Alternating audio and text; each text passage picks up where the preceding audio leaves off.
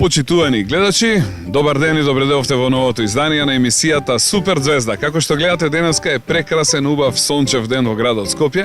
Јас се наоѓам веднаш покрај спортско-рекреативниот центар Борис Трајковски. Како што може да забележите, позади мене се наоѓа оваа прекрасна убава картинг патека, која не случајно ја одбравме денеска да биде местото каде што ќе имаме можност јас и мојот денешен гостин да се сретнеме и да поразговараме малку повеќе околу еден прекрасен и убав спорт, а тоа е автомобилизмот.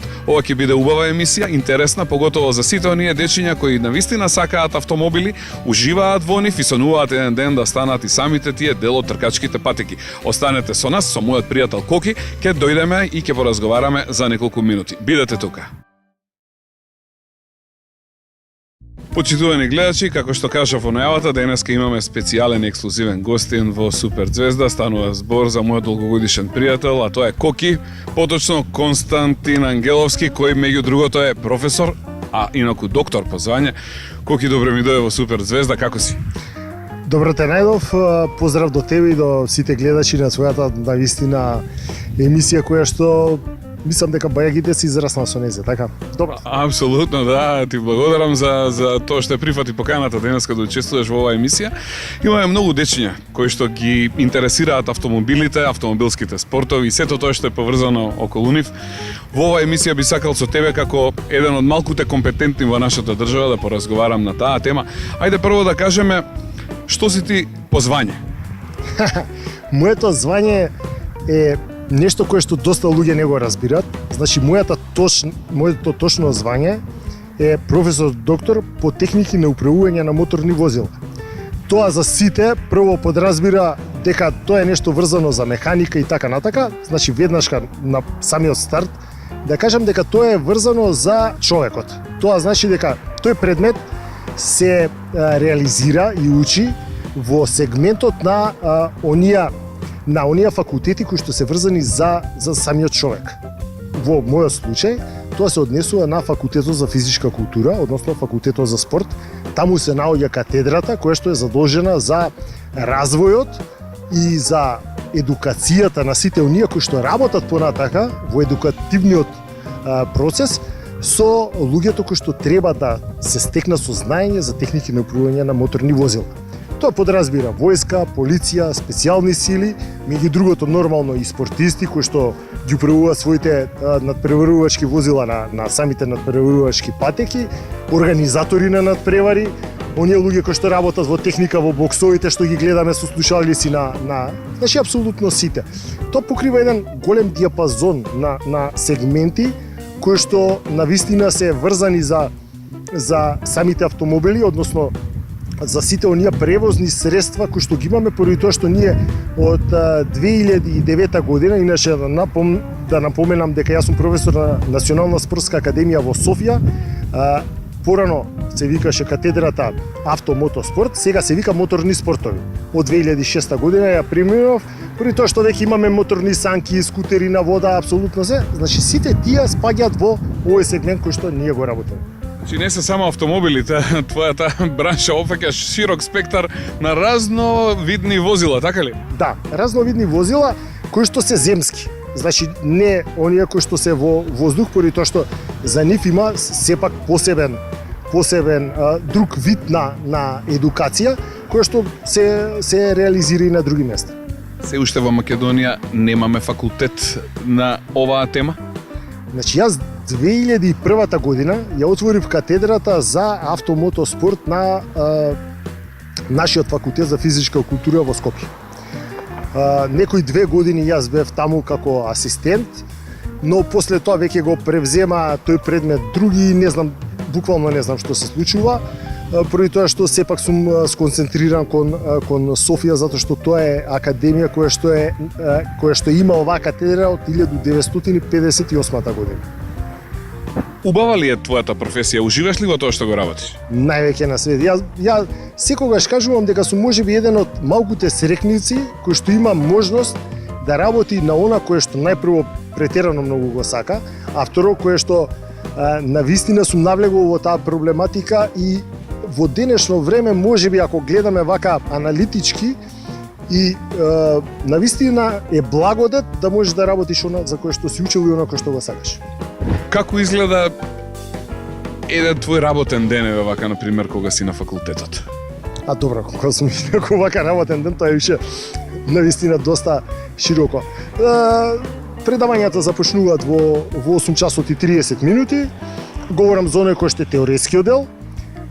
Траат два пати по 2 часа, но не 45 минути, него цел час. Така да ние сме некаде околу 4 часа во денот, они студентите кои што доаѓаат поминуваат еден цел ден во теоретска настава. Говорам, програмата е поделена во два дела, теоретска и практична. Кога сме практично, тога се работи за одредени кампови кои што ги организираме на места со кои што има склучено академијата договор и таму носиме наши возила, ги носиме сите студенти и обично тие кампови се петок, сабота и недела. Дали тоа е во Грција на Серес патеката, дали е во друга патека која што имаат во Бугарија и така натака, значи таму се работи од јутра до сутра. Значи патуваш многу во суштина. Премногу. Премногу. Колку студенти се во вашата група? Сега, значи, оваа година имаме во прва година 72, иначе вкупно во моментот, ако не се лажам, се 381. Говорам сите 4 години плюс магистрантите. И тоа е навистина една сериозна цифра, поради тоа што знам дека овдека приватни универзитети во Македонија, да кажем, има таа бројка. Како изгледа, еве, сите знаеме како изгледа теоријата, но како е во праксата, додека имате еве вака практични часови, практични предавања, што се правите на тие ваши пракси? Вака сликовито, за да нели имаме сепак ограничено време. Јас морам да седнам со секој студент внатре во автомобил. Значи, знаете, оние безбедносни цевки внатре, каиши се така, значи, апсолутно све. Врзани сме со комуникација и да кажеме имаме одредени задачи кои што треба да бидат реализирани. Што подразбира тоа? Имаме еден свиок кој што може да се помине на 3 или 4 различни начини. Ние мораме да ја најдеме идеалната траекторија, така кажано, односно линија на минување ни свиокот, за да тие да бидат максимално брзи. Сега, каде доаѓаат до евентуални проблеми? Имаме студенти кои што доаѓаат во прва година. Тоа се оние кои што имаат прво страшно голема волја за да бидат веднашка на голема брзина. А тоа не е идејата на целиот едукативен циклус.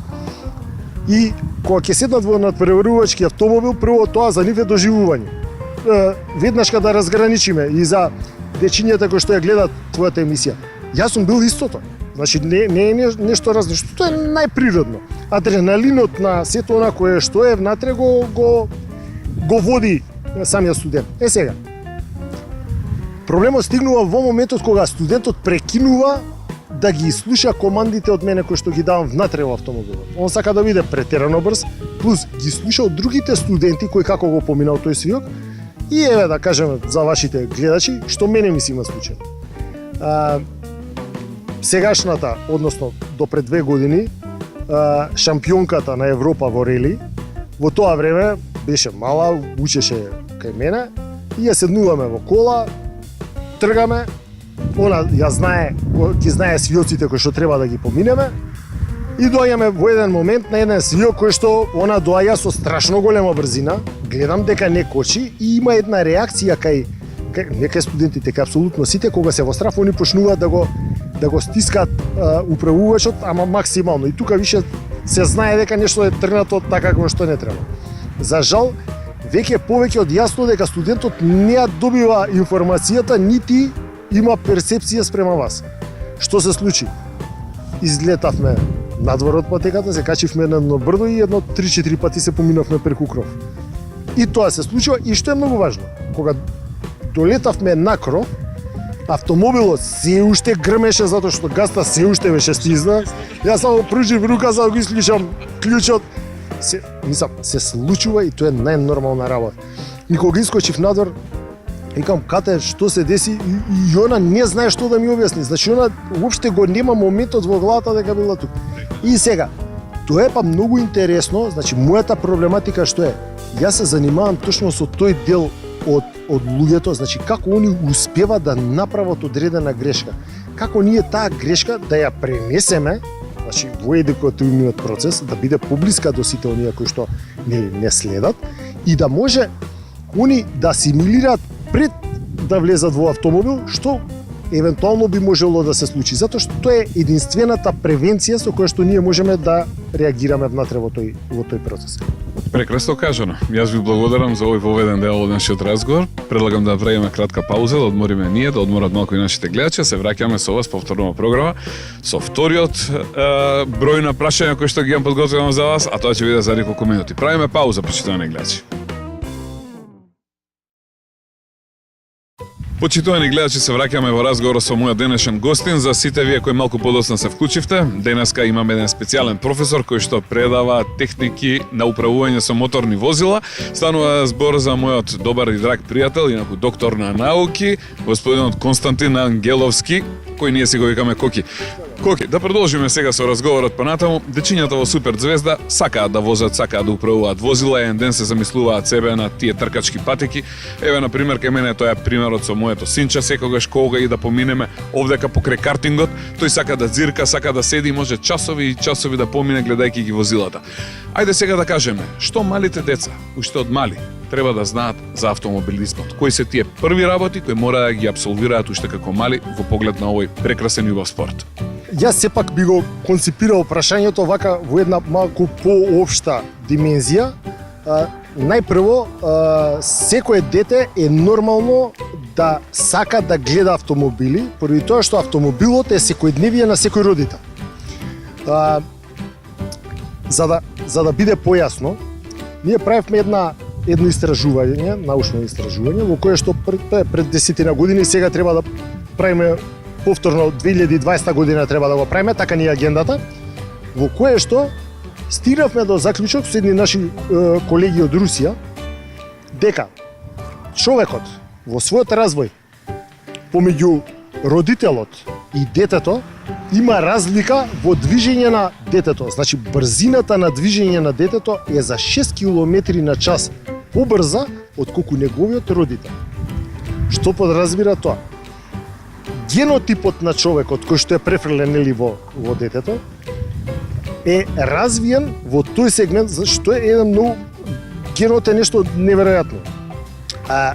Ако родителот, односно таткото, го земаме во предвид, имал 60 година автомобил и пренесол на своето дете преку возење, преку ген, преку све одредена информација, оној кој што исто бил во тие години, но немал автомобил, а се движел со велосипед, неговото дете е со помала вредност на разграниченост, односно на брзина од својот родител. Што подразбира тоа? Секој дете е нормално да гледа и да сака картинг или да сака автомобил и знае дека тоа утре него ќе му биде нужното нешто за да може да функционира. Автомобилот е наше секојдневие. Мора да знаат дека најпрво од се мора да ги разберат и мора да ги научат правилата и прописите на однесување во сообраќај. Но стигаме до нивната 7 година. Зошто 7 година? И ќе кажам зошто е тука пресекот во однос на првото доаѓање на картинг, запознавањето со картинг и запознавањето со можностите на картинг. Секој дете до некаде околу 7-та година се формира неговото тело. Значи, микровибрациите кои што ги има картингот, до неговата 7 година се лоши поради тоа што доаѓа до набивање на пршлените и го забавува растот.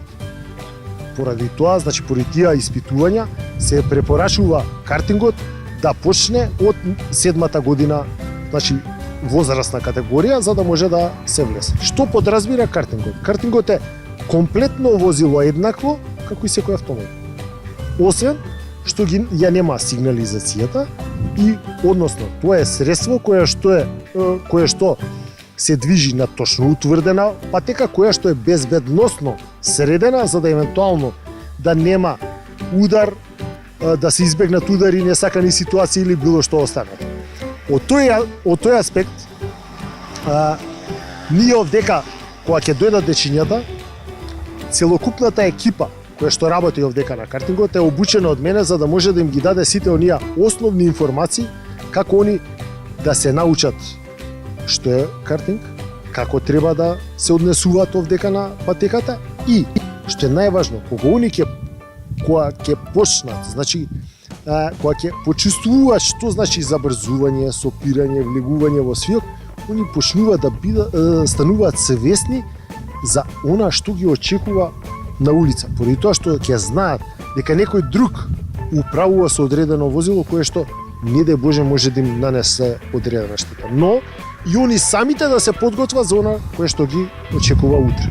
Од друга страна,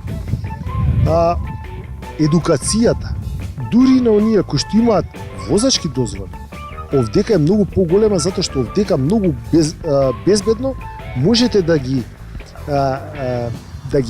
научите, но и да ги автоматизирате сите движења во техниките на управување на моторни возила. Имаме среќа што еве токму вие направивте еден таков потек и пред неколку години издействувавте овдека на Скопје да му подарите една прекрасна ваква картинг патека која што се наоѓа веднаш покрај спортскиот рекреативен центар Борис Трајковски. Посетуваат ли млади овдека? Доаѓаат ли често кај вас? Па да, доаѓаат, тоа е нормално. Веднаш да кажам, оваа патека е максимумот што можевме да го извадиме од просторот со кој што располагавме. Сигурно и нормално е дека секогаш може подобро, но можеме да се пофалиме со тоа што ја обезбедивме најдобрата опрема која што може во моментот во светски рамки да се најде, а тоа е најдобрите картензи, најдобриот систем за мерење на време, најдобрите безбедносни шлемови и така натаму. Апсолутно све е донесено, тоа што е светски хит, тоа го имаме овдека. Да, патеката е солидна, многу, може да се направи подобра, но за тоа се потребни страшно многу средства и вложувања, кои што во моментот се навистина неоправдани. Да се оправдани за мене не е проблем, од љубов ќе ја направам, нема ни врема. Кои се ваши најчести посетители овде? Најчести посетители се возрастна категорија помеѓу 14 и 32 години. Значи тоа се најчестите. Но морам да напоменам дека овдека се реализираат и голем број на тимбилдинзи. Значи ова е идеално место, односно решение за правење на тимбилдинг и правење на една кохезија внатре во самото предпријатие, значи со еден стимул преку надпревар да се стигне до подобрување на меѓучовечките односи внатре во тимот, односно внатре во организацијата и преку адреналин и преку дружење да се стигне до она кое што е потребно. Морам да напоменам, во Англија картинг патеките воопште не работат со обични граѓани, значи да можете да дојдете и да си возите, све е букирано од фирми, така да различни системи се во прашање. Ке ми кажете ли во кој денови е отворена картинг патеката, кога се може да се посети ова прекрасно место? Па, ја ќе кажам кога не е отворена. Значи, патеката не е отворена само од 15 ноември до 5 март. Тогаш картинзите се средуваат, инаку во целиот останат дел, осим еден ден за Великден, еден ден за Богородица, друго све работи. Супер, јас предлагам сега да направиме уште еднашка кратка пауза, малце повеќе околу картингот, ќе разговараме во нашата трета средба од оваа наша денешна емисија, така да почитувани гледачи, одморете вие, ќе одмориме и ние, правиме кратка пауза. Почитувани гледачи, се враќаме во разговор со мојот драг пријател Коки, кој денеска ми е специјален гостин со кого имаме можност да разговараме на долго и на широко на тема автомобилизмот надвор, а и овдека внатре во нашата држава. Зборевме значи за техниките на управување на моторни возила, што е и неговата професија. Инаку разговаравме и за картингот овдека во Македонија. Среќавте што успеавте да ни донесете еве нешто вакво овдека на радост на сите скопјани и пошироко. Ајде сега да ве прашам, доаѓаат ли тркачите од Македонија овдека кај вас, се дружите ли со оние кои што се представници на автомобилскиот спорт?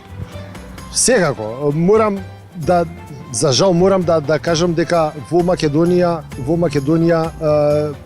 во моментов имаме еден проблем со Автомобилистичката федерација на Македонија, едноставно не функционира и тука надпреварите се веќе скоро да ги нема. Ние прокламираме една лежерна приказка во која што секој може да дојде и релаксирано да си го помине својот ден и меѓу другото да може да доживее еден адреналин, да има едно адреналинско доживување кое што едноставно, барем јас сум сигурен, уште не сум видел дека некој кога ќе искочи од картинг е ненасмеан. Значи на секого обично му ја гледаме најубавата насмевка поради тоа што е растеретен од се останато, поради тоа што тие 5 минути, 10 или 15 минути овдека мора да биде сконцентриран на кое што го прави. И тука завршуваат неговите проблеми во текот на денот. Воопште не се вознемируваме од тоа кој како е облечен, како е дојден, зашто. Едноставно гледаме луѓето да им дадеме да се осеќаат како дом. Тоа е основата. Јас сум сведок дека не е само оние кои што се представници на овој спорт и кои што го сакаат, туку и радиоводители, пеачи, глумци, многу мина ги имам сретнувано, доаѓаат овдека. Чисто и на кафе, не само да се вози или да се ужива, напротив и да се дружат. Има ли редовно вакви дружби? Да, морам да кажам дека нашата клиентела е навистина секојдневна, така да кажам. Местото изобилува со зелена површина, убав поглед на водно и иако е во центарот на Скопје дава една друга димензија и концепцијски е така замислен. Да сте во Скопје, а да се чувствувате како да не сте во Скопје. Така да, прво да кажам, тоа е нормално олицетворење на самиот мене. Значи, ја барем се знаеме со тебе долги години што све не сме поминале во овој град. Знаеме дека секогаш малку ни покрај оние големи журки и се останато ни требало место каде што ќе можеме да испиеме секојдневно кафе, малку по сериозни муавети за бизнис и така натака и така натака. И за тоа е направено и концепирано е местото да биде така, секој да може да си го најде својот мир овдека и да може да си реализира бизнис средби, опуштање и така натака. Гледаме максимално колку е можно да го дадеме сето она кое што по мене малку му фали на Скопје. Ајде за картингот да кажеме, безбеден ли е како спорт? Оној што вози картинг може ли да се чувствува безбедно? Да, значи тоа е основата за да може да се отвори една ваква картинг патека. Оваа картинг патека е направена согласно сите закони на Меѓународната автомобилистичка федерација, која што за родителите и за дечињата сакам да напоменам дека се страшно ригорозни од аспектот на безбедноста која што мора да владее на една патека. Значи, многу од нашите комитенти, односно нашите посетители, говорам во делот на картингот, нека да носат безбедносен шлем. Кога ќе дојдат овдека, ама сега што ќе ми, нели, познатата кацига, па ние сепак, иако губиме гости, тврдо стоиме на оние безбедносни норми и ги почитуваме во целост. Редарите се обучени за целата таа програма и ги имаме забрането сите можни контакти помеѓу картинзи на самата патека. Понекогаш луѓето не мешаат, така да кажам, со оние колички во Луна парк. Значи тоа се две многу различни работи. Големите картинзи се 270 кубни сантиметри. Имат 11 конски сили. На правецот доле, на крајот на правецот иде 90 км на час. Значи тоа е многу сериозна брзина. Овдека едноставно нема можност и не смее да има било какви импровизации во сегментот на безбедност. И имаме дури расправи со наши посетители. При тоа што они во моментот на адреналинскиот шок, што би го кажал ја, во моментот кога ќе седнат во картинг, они не размислуваат на сите последици, а ние мораме да размислуваме на последиците, посебно ја, при тоа што сум одговорен за сето она кое што ќе се случи овдека. Дали јас сум тука или не, јас сум одговорен за она што се случи. А сепак позади ова стојат и мојата титула, и моето звање, и не смеам да си дозволам, едноставно, не дај Боже овдека да се случи. Не е дека немам инциденти, но инцидентите до сега докажа дека патеката е максимално безбедна. Сакам да прашам, дали е овој скап, ефтин или во некоја средна класа спорт, колку чини едноставно вака да се управува со картинг возило, да се изнајми, која би била цената? Значи, сега сакам да струшам една табу тема, која што е многу табу во Македонија, за жал, а не би требало да биде така. Кога ќе се каже автомобилизам и картинг или било што, веднаш е многу скап спорт. Да, значи вложувањата, значи не кажувам трошењето на пари, него вложувањата во овој спорт се големи. Но и реализацијата од сите тие вложувања утре говорам во ниво на врвен спорт, се многу голем. Така да, балансот помеѓу тие две работи, кога ќе се земе, дури може да се каже дека овој спорт е доста ефтин. Зошто тоа го кажувам? Веќе во светски рамки не постои ќе ви дадам пари, ставете на лепници, ја ќе се рекламирам. Тоа е више работа која што минала во 80-тите и 90-тите години од минатиот век. Сега што е приказката? Приказката јас ќе вложам во тебе, ќе биде на лепницата на мојата фирма, на мојата компанија, но ти мораш да развиваш одредени сегменти кои што се дел од мојата професија. Што подразбира тоа? Во овој спорт се собираат огромен број на информации кои што понатака, нели, нормално оној кој што си е стручен и оној кој што си ја познава оваа проблематика, може да ја уновчи. Од друга страна, кога се прави еден надпревар и кога има голем број на гледачи, самиот број на гледачи се интересни за медиумите. Медиумите го сакат овој спорт поради тоа што е максимално атрактивен. Согласно тоа, сите аспекти на исплатливост на сите вложувања се навистина на многу високо ниво. Така да јас најодговорно тврдам дека да, се работи за скаут спорт, но тоа си има зошто е тако. Поради тоа што да не забораваме дека само кај моторните спортови се врзани најголемите бизнисмени кои што доаѓаат директно на самите надпревари. Они кога ќе дојдат, значи вие можете директно да остварите директен контакт, не преку секретарка, не преку мейлови, него директен контакт со одреден инвеститор или бизнис партнер или се останало. Сето тоа е многу добро пресметано од страна на Светската автомобилистичка федерација и ова е единствен спорт каде што Светската автомобилистичка федерација за ништо не дава пари. Они само зимаат пари. Така да тоа самото ви покажува веќе за колкав спектар и за колкав бизнис станува збор. Времето ни се ближи кон крајот. Јас би сакал за крај вака да ве прашам има ли нешто што би сакале да им го порачате на сите оние кои се интересираат околу овој спорт, а кои немале никогаш можност да го пробаат. Кога, каде, како може да ве најдат? Време ли е да се охрабрат? Кога е најубаво време да ве побараат и каде може да ве најдат? Времето е секогаш. Јас ќе кажам дека за да им биде јасно и на дечињата, а посебно на родителите, дека во светски рамки, сега кажувам светска статистика, од секој оној кој што дошол еднашка на картинг патека, 85% од луѓето обавезно доаѓаат еднашка неделно, а 72% еднашка месечно. Тоа само подразбира колку ова привлекува во она кој што го дава како можност. Јас воопште не се плашам да кажам само вие дојдете, а после тоа знаеме дека ќе бидете наши редовни посетители. Во тоа сум сигурен. Коки, ти благодарам што беше мој денешен гостин, ти благодарам за времето и вниманието кое го одвои за да може да ги едуцираме не само нашите најмлади гледачи, туку и нивните родители во поглед на твојата професија и овој прекрасен спорт кој што еве ни го донесе во нашиот град. А еве за крај, уште да кажам, почитувани гледачи, дека новото издание на емисијата Супер Звезда е за 7 дена од сега. До тогаш бидете живи, здрави, весели, срекни. Сакајте ги мама и тато и возете картинг. Чао, пријатно и до гледање. Чао, се гледаме. Чао.